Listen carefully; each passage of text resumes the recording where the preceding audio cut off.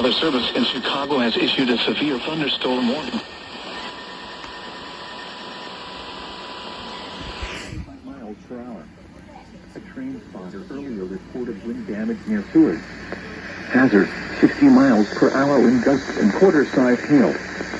Source, trained weather spotters. Impact, hail damage to vehicles is expected. Expect wind damage to roofs, siding, and trees. Locations impacted include DeKalb, Sycamore, Rochelle, Genoa, Cortland, Kirkland, Hillcrest, Maple Park, Kingston, Malta, Crescent, Lindenwood, Monroe Center, Fairdale, and Kings, including the following interstates: Interstate 39 between mile markers 98 and 112, Interstate 88 between mile markers 79 and 101. This includes Northern Illinois University. For your protection, move to an interior room on the lowest floor of a building.